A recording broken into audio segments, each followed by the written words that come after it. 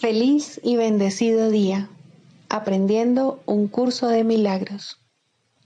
El secreto de la verdadera oración es olvidarte de las cosas que crees necesitar.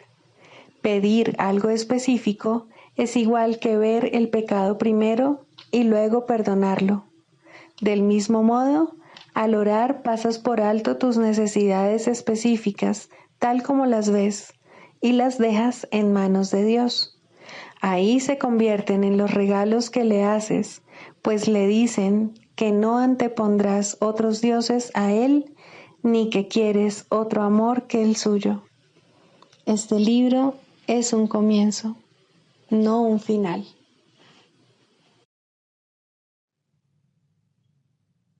Del prefacio que postula, párrafo 11. La visión de Cristo es el don del Espíritu Santo, la alternativa que Dios nos ha dado contra la ilusión de la separación y la creencia en la realidad del pecado, la culpabilidad y la muerte. Es la única corrección para todos los errores de percepción, la reconciliación de los aparentes opuestos en los que se basa este mundo. Su benévola luz muestra todas las cosas desde otro punto de vista, reflejando el sistema de pensamiento que resulta del conocimiento y haciendo que el retorno a Dios no solo sea posible, sino inevitable. Lo que antes se consideraba una injusticia que alguien cometió contra otro, se convierte ahora en una petición de ayuda y de unión.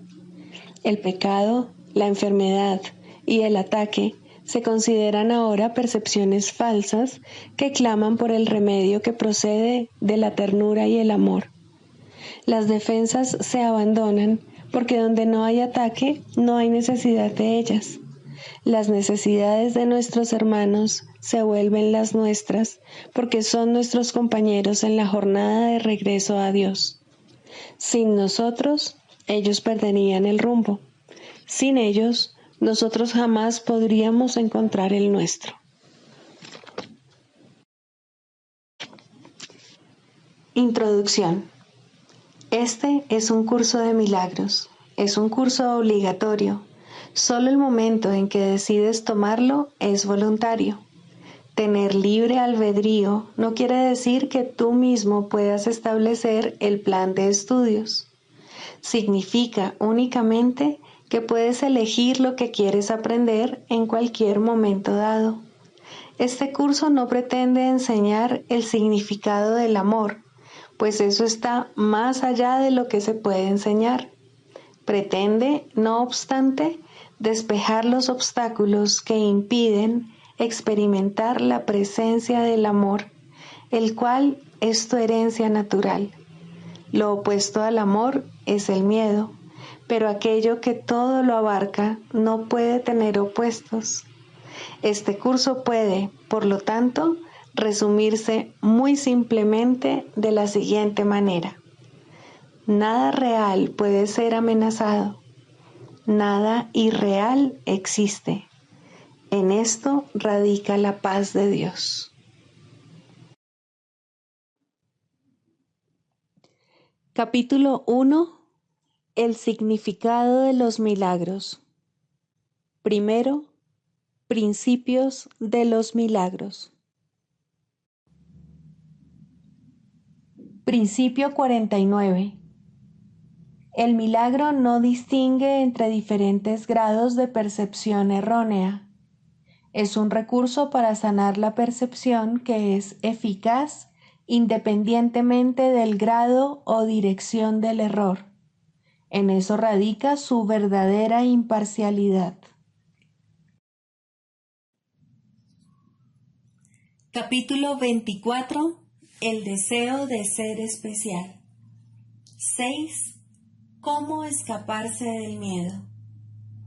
El mundo se aquieta ante la santidad de tu hermano y la paz desciende sobre él dulcemente y con una bendición tan completa que desaparece todo vestigio de conflicto que pudiese acecharte en la oscuridad de la noche. Él es quien te salva de tus sueños de terror. Él sana tu sensación de sacrificio y tu temor de que el viento disperse lo que tienes y lo convierta en polvo. En Él descansa tu certeza de que Dios está aquí y de que está contigo ahora. Mientras Él sea lo que es, puedes estar seguro de que es posible conocer a Dios y de que lo conocerás, pues Él nunca podría abandonar a su propia creación. Y la señal de que esto es así reside en tu hermano, que se te da para que todas tus dudas acerca de ti mismo puedan desaparecer ante su santidad.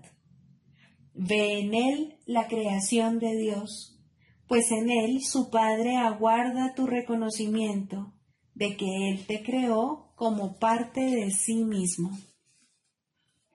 Sin ti a Dios le faltaría algo, el cielo estaría incompleto y habría un hijo sin padre. No habría universo ni realidad, pues lo que Dios dispone es íntegro y forma parte de Él porque su voluntad es una. No hay cosa viviente que no forme parte de Él, ni nada que no viva en Él. La santidad de tu hermano te muestra que Dios es uno con Él y contigo, y que lo que tu hermano tiene es tuyo, porque tú no estás separado de Él ni de su Padre. No hay nada en todo el universo que no te pertenezca. No hay nada que Dios haya creado que Él no haya puesto amorosamente ante ti para que sea tuyo para siempre. Y ningún pensamiento que se encuentre en su mente puede estar ausente de la tuya. Su voluntad es que compartas con Él su amor por ti y que te contemples a ti mismo tan amorosamente como Él te concibió antes de que este mundo diera comienzo y como todavía te conoce. Dios no cambia de parecer con respecto a su Hijo por razón de circunstancias pasajeras que no tienen ningún significado en la eternidad en la que Él mora y en la que tú moras con Él. Tu hermano es exactamente tal como Él lo creó, y esto es lo que te salva de un mundo que Él no creó. No olvides que el único propósito de este mundo es sanar al Hijo de Dios. Ese es el único propósito que el Espíritu Santo ve en Él y, por lo tanto, es el único que tiene. Hasta que no veas la curación del Hijo como lo único que deseas, que tanto este mundo como el tiempo y todas las apariencias lleven a cabo, no conocerás al Padre ni te conocerás a ti mismo, pues usarás al mundo para un propósito distinto del que tiene, y no te podrás librar de sus leyes de violencia y de muerte. Sin embargo, se te ha concedido estar más allá de sus leyes desde cualquier punto de vista, en todo sentido y en toda circunstancia, en toda tentación de percibir lo que no está ahí y en toda creencia de que el Hijo de Dios puede experimentar dolor por verse a sí mismo como no es. Mira a tu hermano y ve en él lo opuesto a las leyes que parecen regir este mundo. Ve en su libertad la tuya propia, pues así es. No dejes que su deseo de ser especial nuble la verdad que mora en él, pues no te podrás escapar de ninguna ley de muerte a la que condenes. En un solo pecado que veas en él, será suficiente para manteneros a ambos en el infierno, mas su perfecta impecabilidad os liberará a ambos, pues la santidad es totalmente imparcial y solo emite un juicio con respecto a todo lo que contempla, y ese juicio no lo emite sola, sino a través de la voz que habla por Dios en todo aquello que vive y que comparte su ser. Su impecabilidad es la que los ojos que ven pueden contemplar, su hermosura lo que ven en todo, y es a Él a quien buscan por todas partes, y no hay panorama, tiempo o lugar donde Él no esté. En la santidad de tu hermano, el marco perfecto para tu salvación y para la salvación del mundo, se encuentra el radiante recuerdo de aquel en quien tu hermano vive y en quien tú vives junto con él. No te dejes cegar por el velo del deseo de ser especial que oculta la faz de Cristo de los ojos de tu hermano, así como de los tuyos. No permitas tampoco que el temor a Dios te siga privando de la visión que Dios dispuso que tuvieses. El cuerpo de tu hermano no te muestra a Cristo. A Él solo se le puede ver dentro del marco de su santidad. Elige pues lo que deseas ver, su cuerpo o su santidad. Y lo que elijas será lo que contemplarás, y serán muchas las ocasiones en las que tendrás que elegir a lo largo de un tiempo que no parece tener fin, hasta que te decidas en favor de la verdad, pues la eternidad no se puede recuperar negando una vez más al Cristo en tu hermano. ¿Y dónde se encontraría tu salvación si Él solo fuese un cuerpo? ¿Dónde se encuentra tu paz si no en su santidad? ¿Y dónde está Dios mismo sino en aquella parte de sí que Él ubicó para siempre en la santidad de tu hermano, a fin de que tú pudieras ver la verdad acerca de ti mismo, expuesta por fin en términos que puedes reconocer y comprender?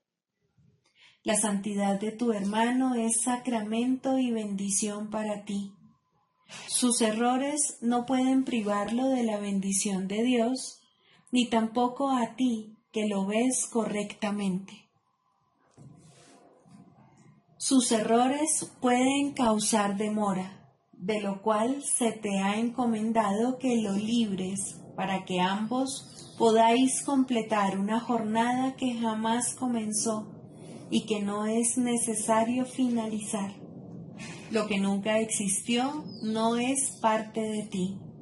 No obstante, pensarás que lo es hasta que te des cuenta de que ello no es parte de aquel que está a tu lado. Él es el reflejo de ti mismo, donde ves el juicio que has emitido de los dos. El Cristo en ti contempla su santidad. Tu deseo de ser especial percibe su cuerpo y no lo ve a él. Contémplalo tal como es, a fin de que tu liberación no se demore en llegar. Lo único que te ofrece la otra opción es vagar sin rumbo, sin propósito y sin haber logrado nada en absoluto. Y mientras tu hermano siga dormido y no se haya liberado del pasado, te atormentará una sensación de futilidad por no haber llevado a cabo la función que se te encomendó. Se te ha encomendado salvar de la condenación a aquel que se condenó a sí mismo y a ti junto con él, para que así, tanto tú como él, os podáis salvar. Y ambos veréis la gloria de Dios en su Hijo, a quien tomasteis por carne y a quien sometisteis a leyes que no tienen poder alguno sobre él. ¿No te alegraría descubrir que no estás sujeto a esas leyes? no lo veas a Él, entonces, como prisionero de ellas.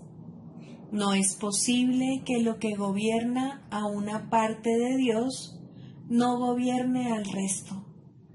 Te sometes a ti mismo a las leyes que consideras que rigen a tu hermano. Piensa, entonces, cuán grande tiene que ser el amor de Dios por ti para que Él te haya dado una parte de sí mismo a fin de evitarte dolor y brindarte dicha. Y nunca dudes de que tu deseo de ser especial desaparecerá ante la voluntad de Dios, que ama y cuida cada aspecto de sí mismo por igual. El Cristo en ti puede ver a tu hermano correctamente. ¿Te opondrías entonces a la santidad que Él ve? Ser especial es la función que tú te asignaste a ti mismo. Te representa exclusivamente a ti, como un ser que se creó a sí mismo, autosuficiente, sin necesidad de nada y separado de todo lo que se encuentra más allá de su cuerpo. Ante los ojos del especialismo, tú eres un universo separado, capaz de mantenerse completo en sí mismo, con todas las puertas aseguradas contra cualquier intromisión y todas las ventanas cerradas herméticamente para no dejar pasar la luz. Y al estar siempre furioso por el constante ataque al que siempre crees estar sometido, y al sentir que tu ira está plenamente justificada, te has empeñado en lograr este objetivo con un ahínco del cual jamás pensaste desistir y con un esfuerzo que nunca pensaste abandonar. Y toda esa feroz determinación fue para esto. Querías que ser especial fuese verdad. Ahora simplemente se te pide que persigas otra meta que requiere mucha menos vigilancia y muy poco esfuerzo y muy poco tiempo, y que está apoyada por el poder de Dios que garantiza tu éxito. Sin embargo, de las dos metas, esta es la que te resulta más difícil. Entiendes el sacrificio de tu ser que la otra supone, aunque no consideras que ello sea un costo excesivo, pero tener un poco de buena voluntad, darle una señal de asentimiento a Dios o darle la bienvenida al Cristo en ti, te parece una carga agotadora y tediosa, demasiado pesada para ti. Sin embargo, la dedicación a la verdad, tal como Dios la estableció, no entraña sacrificios ni conlleva esfuerzo alguno, y todo el poder del cielo y la fuerza de la verdad misma se te dan a fin de proveerte los medios y garantizar la consecución de la meta. Tú que crees que es más fácil ver el cuerpo de tu hermano que su santidad, asegúrate de que entiendes lo que dio lugar a ese juicio. Ahí es donde se oye claramente la voz del deseo de ser especial, juzgando contra Cristo y estableciendo el objetivo que puedes alcanzar y lo que no puedes hacer. No olvides que ese juicio debe aplicarse igualmente a lo que haces con Él en cuanto que aliado tuyo. Pero lo que haces a través de Cristo, Él no lo sabe. Para Cristo, dicho juicio no tiene ningún sentido, pues sólo lo que ve la voluntad de su Padre dispone es posible y no hay ninguna otra alternativa que Él pueda ver. y de su absoluta falta de conflicto procede tu paz, y de su propósito los medios para lograr fácilmente tu objetivo y hallar descanso.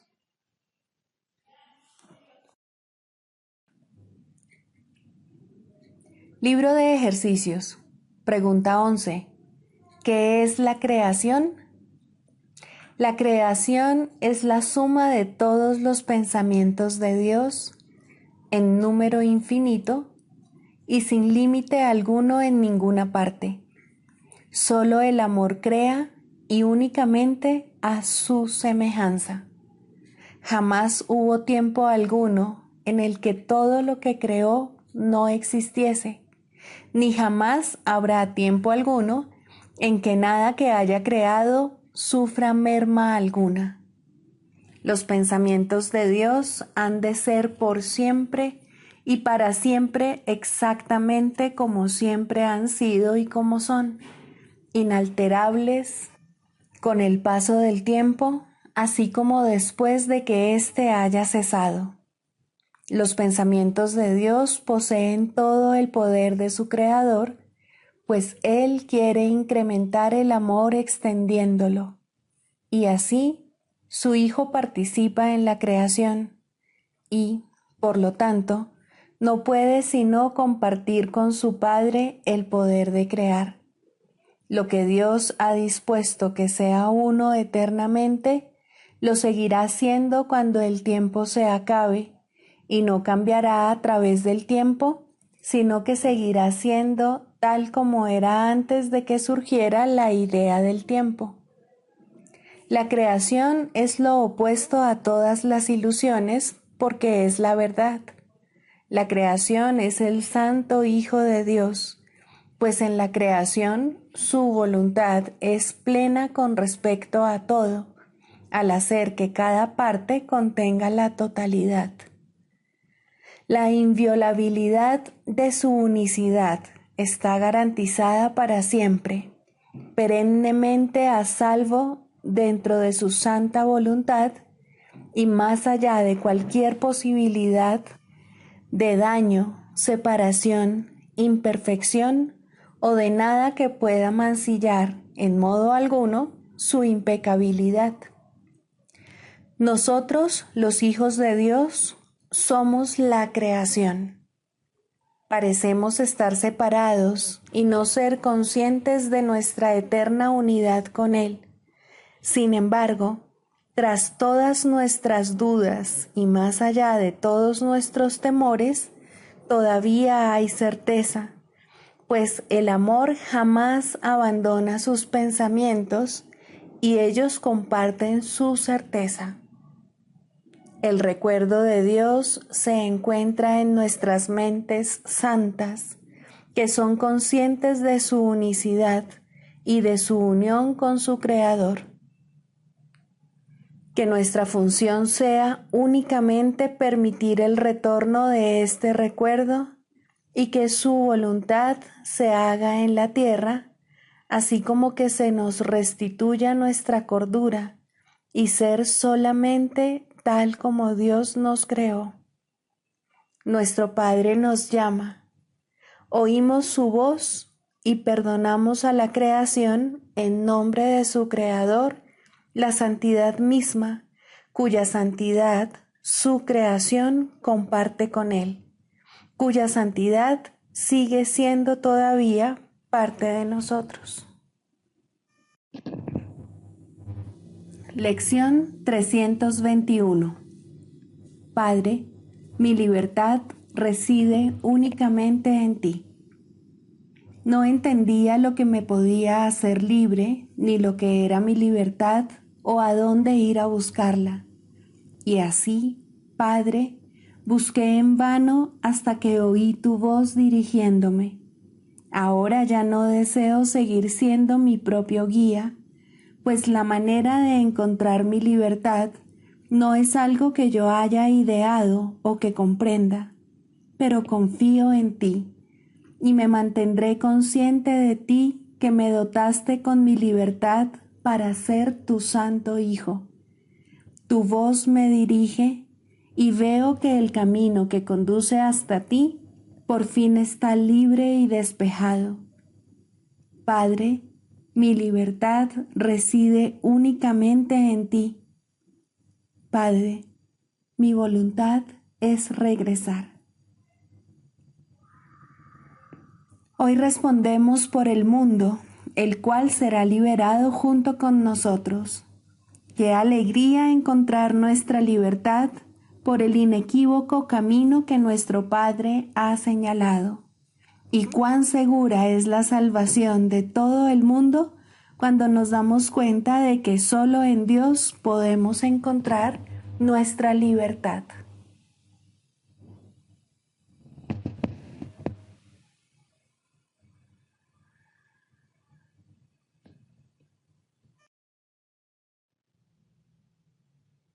Del Manual para el Maestro, pregunta 4. ¿Cuáles son las características de los maestros de Dios? 7. Generosidad. La palabra generosidad tiene un significado especial para el Maestro de Dios. No es el significado usual de la palabra. De hecho, es un significado que tiene que aprenderse, y aprenderse muy bien. Al igual que todos los demás atributos de los maestros de Dios, esta se basa, a fin de cuentas, en la confianza, puesto que sin confianza nadie puede ser generoso en el verdadero sentido de la palabra. Para el mundo, generosidad significa dar en el sentido de perder. Para los maestros de Dios, generosidad significa dar en el sentido de conservar. Se ha hecho hincapié en esta idea a lo largo del texto, así como en el libro de ejercicios, pero tal vez sea más extraña para el pensamiento del mundo que muchas de las otras ideas de nuestro programa de estudios. Lo que la hace más extraña es el hecho de que es obviamente lo opuesto a la manera de pensar del mundo. De la manera más clara posible y en el más simple de los niveles, la palabra significa exactamente lo opuesto para los maestros de Dios que para el mundo. El maestro de Dios es generoso en interés propio, pero no nos referimos aquí al interés propio del ser del que el mundo habla. El maestro de Dios no quiere nada que él no pueda dar, pues se da cuenta de que, por definición, ello no tendría ningún valor para él. ¿Para qué lo iba a querer? Solo podría perder por su causa, no podría ganar nada. Por lo tanto, no busca nada que sea solo para él, ya que eso sería la garantía de que lo perdería. No quiere sufrir, porque entonces iba a querer buscarse dolor, pero sí quiere conservar todas las cosas que son de Dios y que, por ende, son para su Hijo. Esas son las cosas que le pertenecen. Esas sí que las puede dar con verdadera generosidad, conservándolas de este modo para sí mismo eternamente.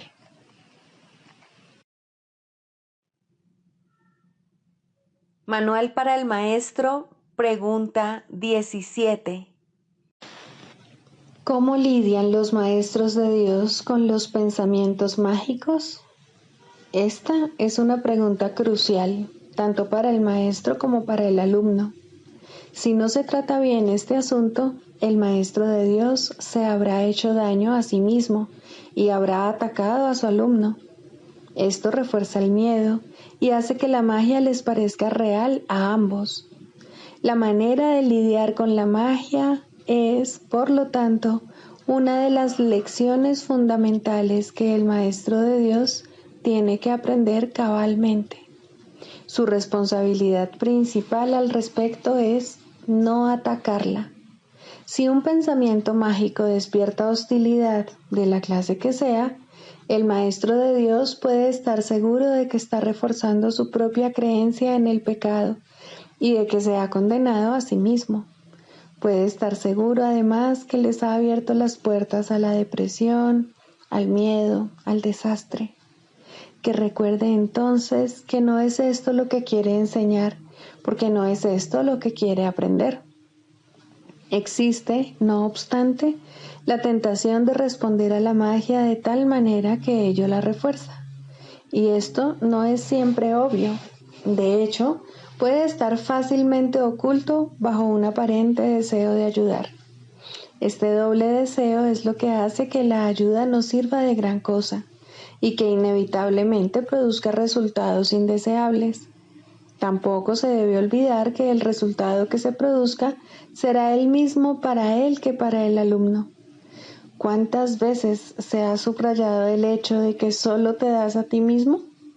¿Y dónde podría observarse esto con mayor claridad que en los tipos de ayuda que el Maestro de Dios presta a aquellos que necesitan su ayuda? En estas situaciones es donde más claramente se le da su propio regalo, pues Él solo dará lo que haya elegido para sí mismo. Y en ese regalo reside su juicio acerca del Santo Hijo de Dios. Lo más fácil es permitir que el error se corrija allí donde es más evidente, y los errores se conocen por sus resultados. Una lección que verdaderamente se ha enseñado no puede conducir sino a la liberación del maestro y del alumno, que han compartido un mismo propósito. El ataque puede producirse únicamente si han percibido objetivos separados, y este debe ser el caso si el resultado es cualquier otra cosa que no sea dicha. El hecho de que el Maestro de Dios tenga una sola meta hace que el objetivo dividido del alumno se enfoque en una sola dirección y que la llamada de ayuda se convierta en su única petición. Esta se contesta fácilmente con una sola respuesta, y esta respuesta llegará sin lugar a dudas a la mente del maestro. Desde ahí irradiará a la mente del alumno, haciéndola así una con la suya. Tal vez sea útil recordar que nadie puede enfadarse con un hecho. Son siempre las interpretaciones las que dan lugar a las emociones negativas, aunque éstas parezcan estar justificadas por lo que aparentemente son los hechos o por la intensidad del enfado suscitado. Este puede adoptar la forma de una ligera irritación, tal vez demasiado leve como para ni siquiera poderse notar claramente, o puede también manifestarse en forma de una ira desbordada, acompañada de pensamientos de violencia, imaginados o aparentemente perpetrados. Esto no importa. Estas reacciones son todas lo mismo. Ponen un velo sobre la verdad, y esto no puede ser nunca una cuestión de grados.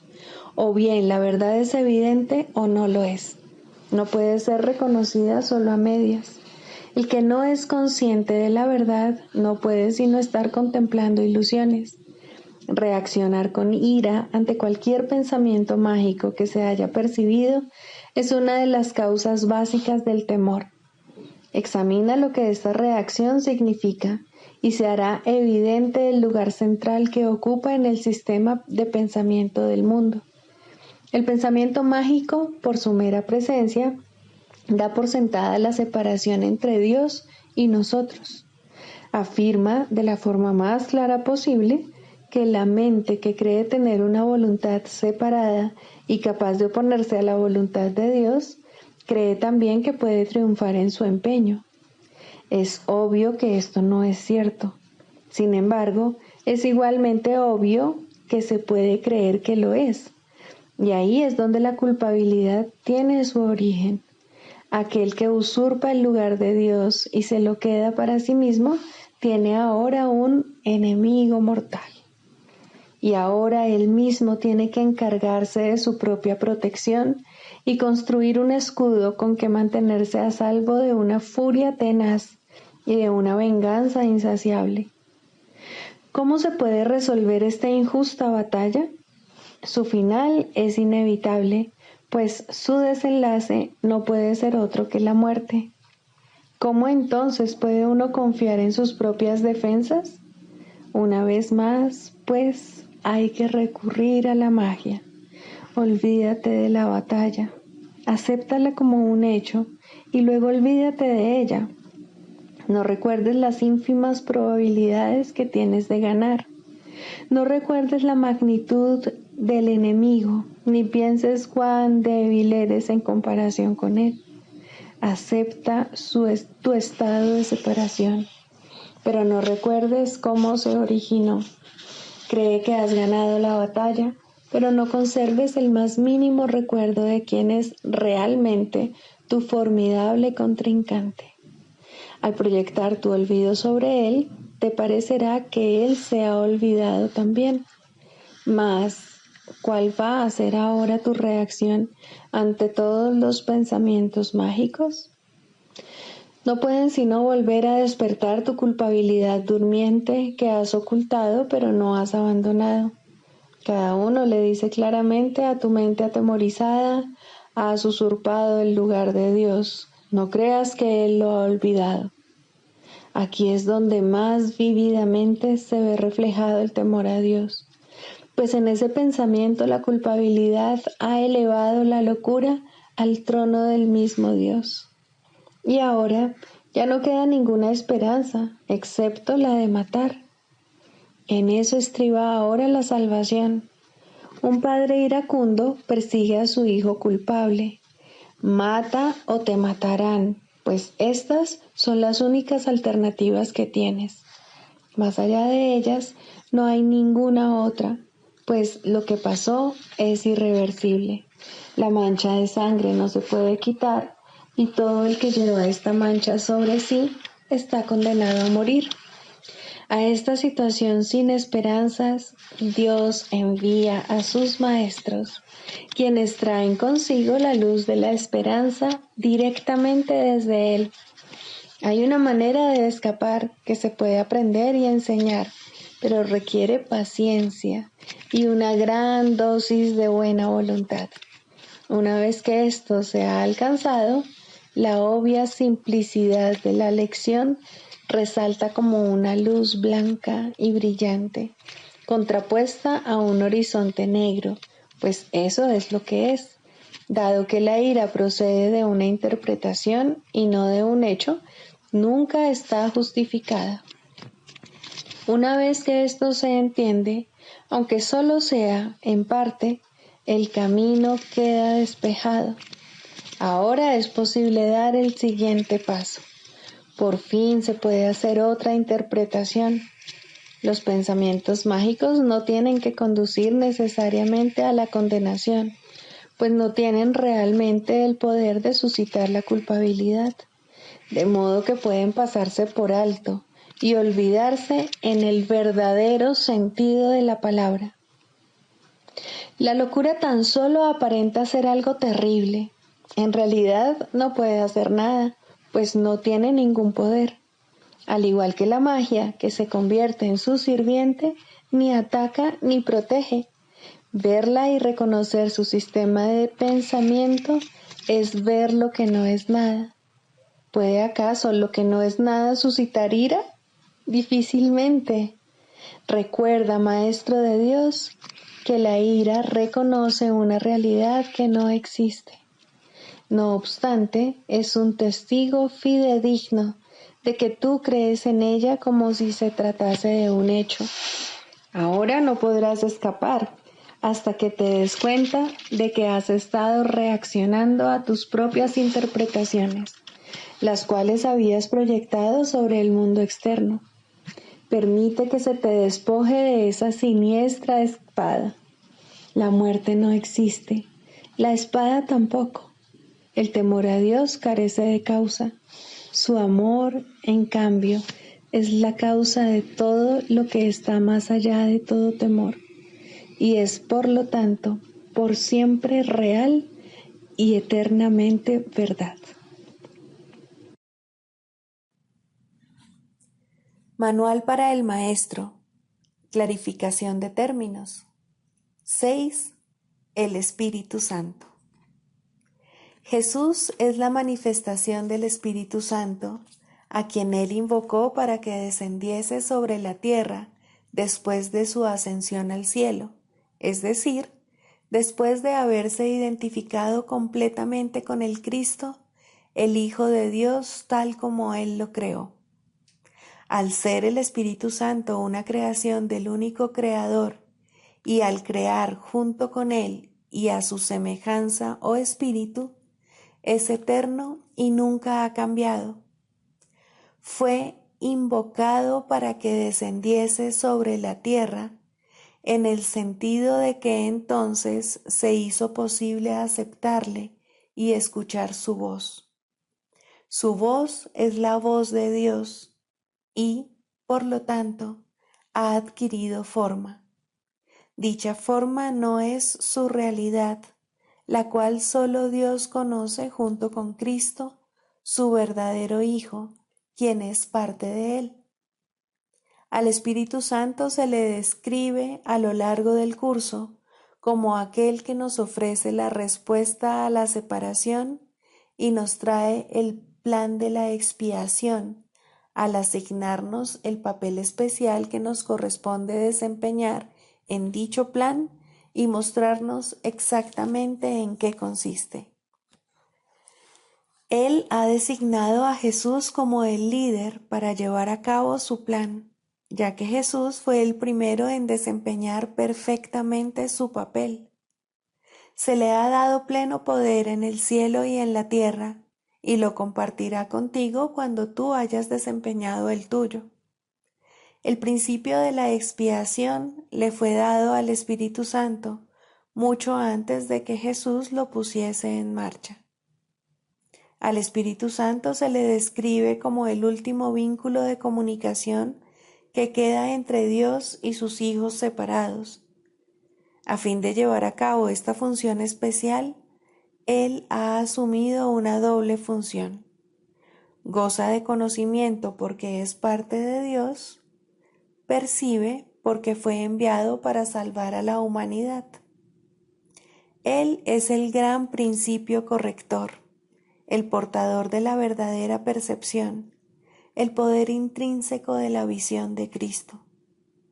Él es la luz en la que se percibe el mundo perdonado, en el que solamente puede verse la faz de Cristo.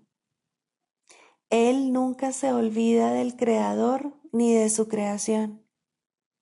Él nunca se olvida del Hijo de Dios. Él nunca se olvida de ti. Te brinda el amor de tu Padre en un eterno resplandor que nunca será extinguido, porque Dios mismo lo depositó ahí. El Espíritu Santo mora en la parte de tu mente, que es parte de la mente de Cristo. Él representa a tu ser y a tu Creador, quienes son uno. Habla por Dios y también por ti, ya que está unido a ambos. Por consiguiente, Él es la prueba de que ambos son uno solo. El Espíritu Santo parece ser una voz, pues de esa forma es como te comunica la palabra de Dios.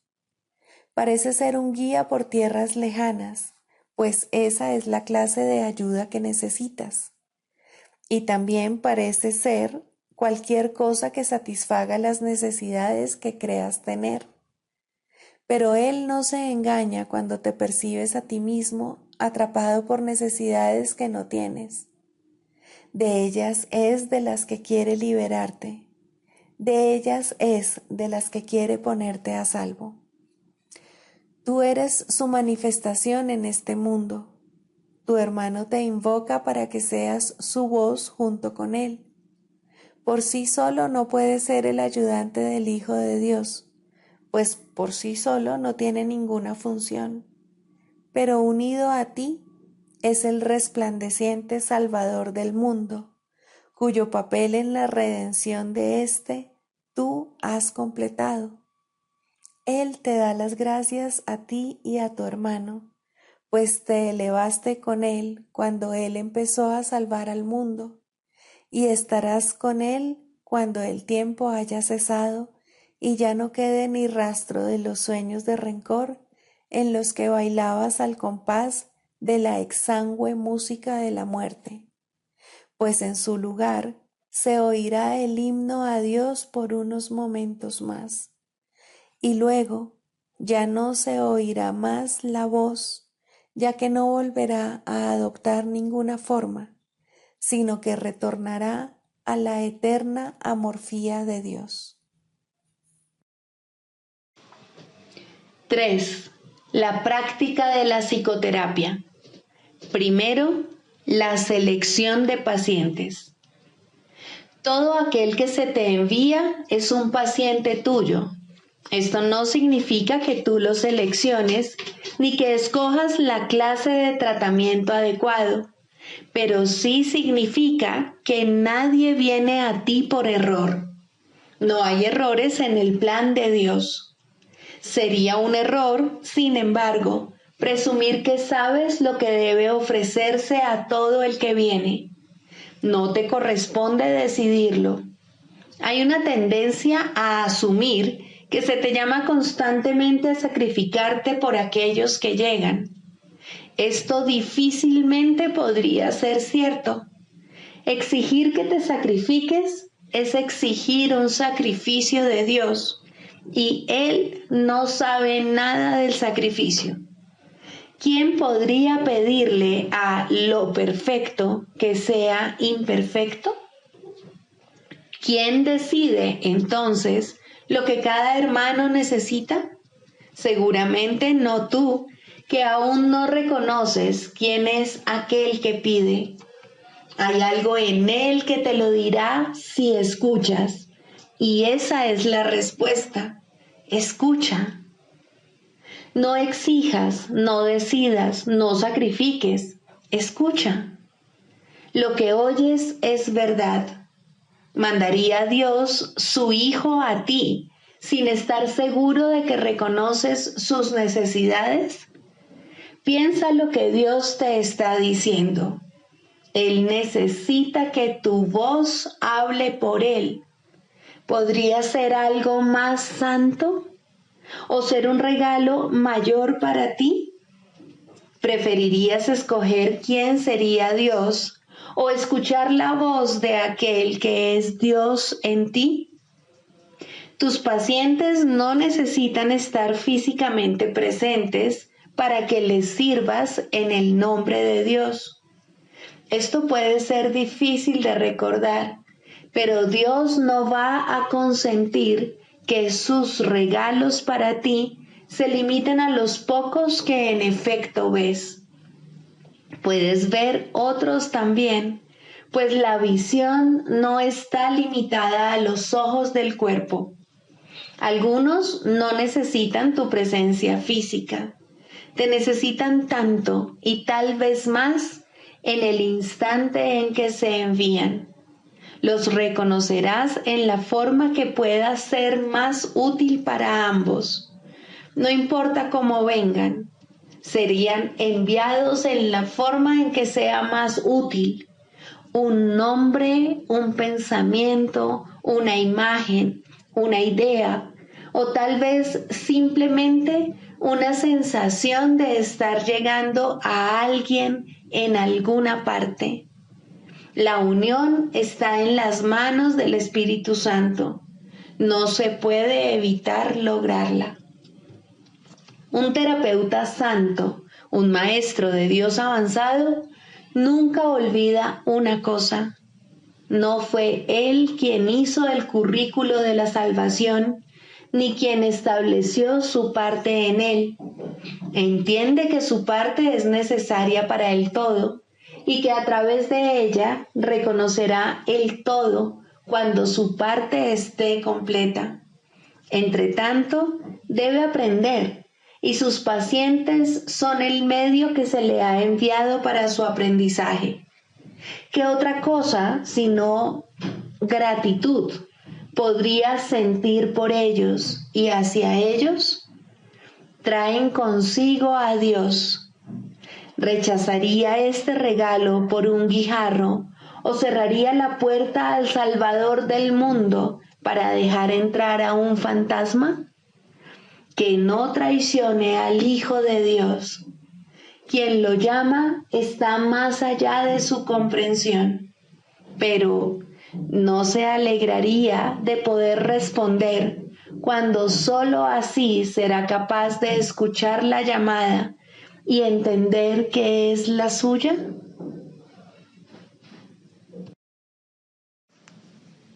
El canto de la oración.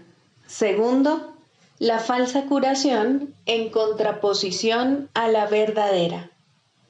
La falsa curación no es más que un mísero intercambio de una ilusión por otra más agradable, de un sueño de enfermedad por uno de salud.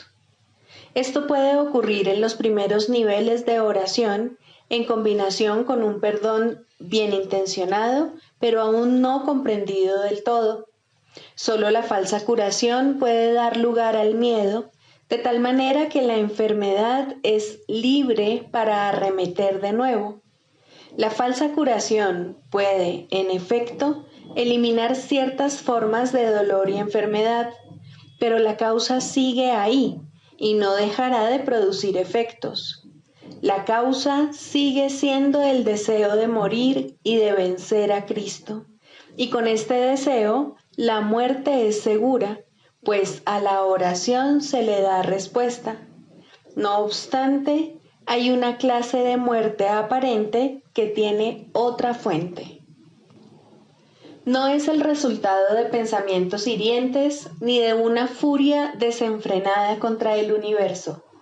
Significa simplemente que la utilidad del funcionamiento del cuerpo ha concluido, de manera que se elige abandonarlo en forma similar a como uno se desprende de una vestimenta desgastada. Esto es lo que debiera ser la muerte, una elección tranquila que se lleva a cabo felizmente y con una sensación de paz, pues el cuerpo se ha usado con bondad para ayudar al Hijo de Dios en el camino que lo lleva a su Padre. Le damos las gracias al cuerpo por el servicio que nos ha prestado, pero nos sentimos agradecidos también de que ya no haya necesidad de seguir transitando por el mundo de las limitaciones, ni de alcanzar al Cristo en formas borrosas y, a lo sumo, poder verlo claramente en amorosos destellos. Ahora podemos contemplarle sin velos, en la luz que hemos aprendido a ver nuevamente. Llamamos a esto muerte, pero es libertad. No se presenta en formas que parecen imponerse con dolor a una carne renuente, sino como una dulce bienvenida a la liberación. Si ha habido verdadera curación, esta puede ser la forma en que la muerte llegue cuando sea el momento de descansar por un rato de la labor gustosamente realizada y gustosamente concluida.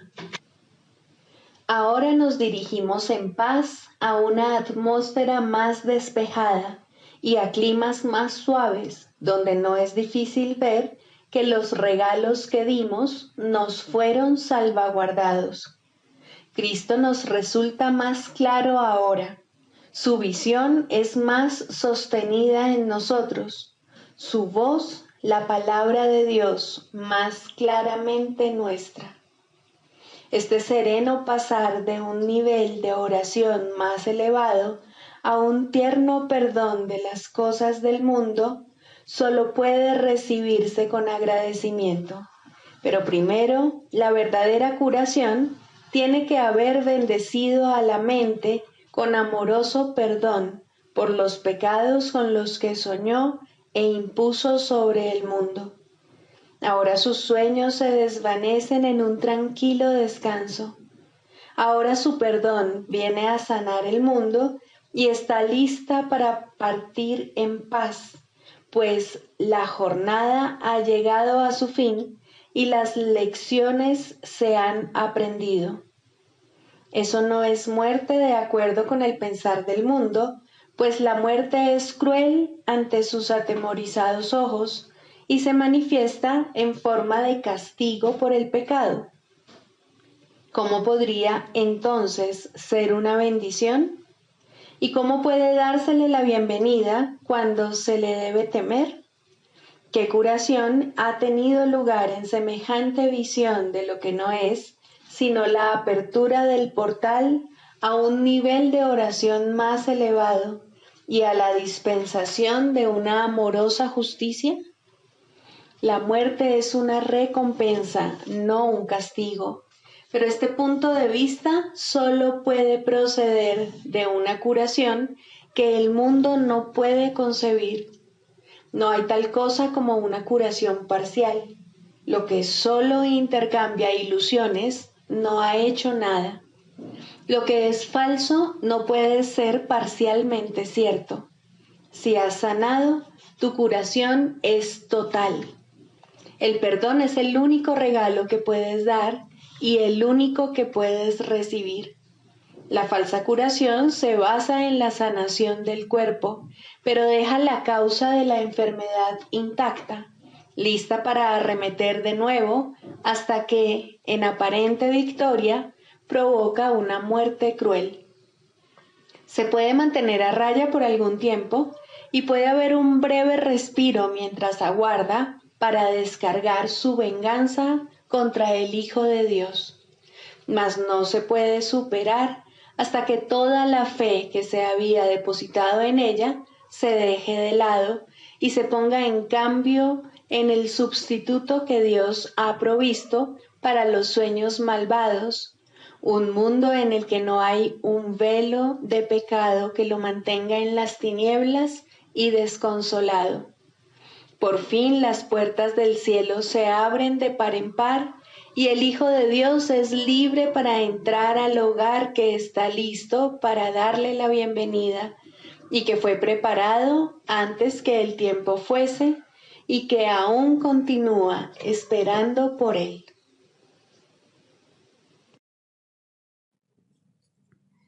Sigamos a Jesús haciendo del perdón algo tan natural como respirar y algo tan vital como el aire. Amén.